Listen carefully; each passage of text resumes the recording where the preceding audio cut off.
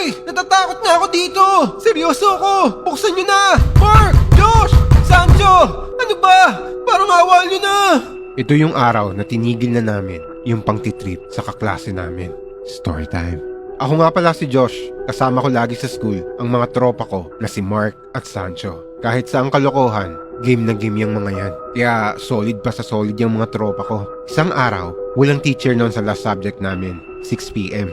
Nagkayayaan kaming tatlo, nila Mark at Sancho, na mag-CR para mag-ayos ng buhok.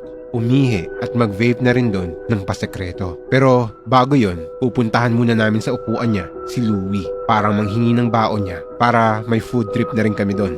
Lagi naming inaasar at niloloko to eh. Paano? Lampahin kasi at payatot. Saka parang di naman papala kahit anong gawin mo sa kanya. Hoy Louie, pahinga ng baon mong tinapay. Ano ba? Wala na nga. Sus! Meron pa yan! Oo nga, pengin na kami para di ka na masaktan dyan. Sige na bata, labas mo na. Eto na. Yun! Mabait naman pala eh. Kala ko gusto mo masaktan eh. Pagkatapos nun, pumunta na kaming tatlo sa CR. Tapos habang nasa CR kami, kwentuhan sa mga kalokohan at kung ano-anong trip na ginawa namin. Pagkalipas ng ilang minuto, ay natapos na kaming tumambay doon at umalis na kami. Paglabas namin ng CR, nasalubong namin si Louie na papasok sa CR. Parang seryoso ang muka, na parang may malalim na iniisip. Binati ko yon pero dinaanan lang kami. Oy Louie, wow, di na mapansin ah. Payag ka nun? Ano, saraduhan natin. Hawakan natin yung pinto. Tara, pagtripan natin, wala naman janitor eh. Tara, it's showtime. Sinarado namin yung pinto pagpasok ni Louie.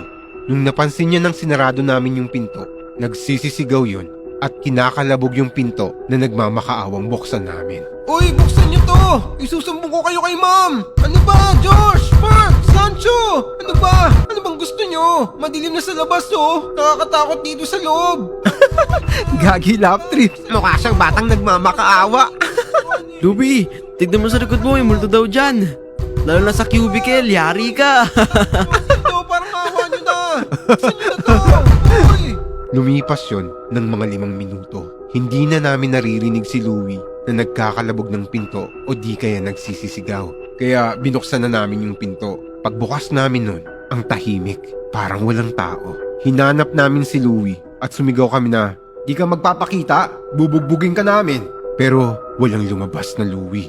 Takang-taka kami kasi kitang-kita namin na dumaan siya at dinig namin na may Louie sa loob nun. Natakot kami na baka ano nang nangyari doon. At palaisipan pa rin sa amin paano siya nakalabas. Hanggang pagbalik namin sa room, nakita namin si Louie. Nakaupo pa rin sa upuan niya. Nilapitan namin yon. Oy Louie, paano ka nakalabas doon? Ha? Hindi naman ako umalis dito ah.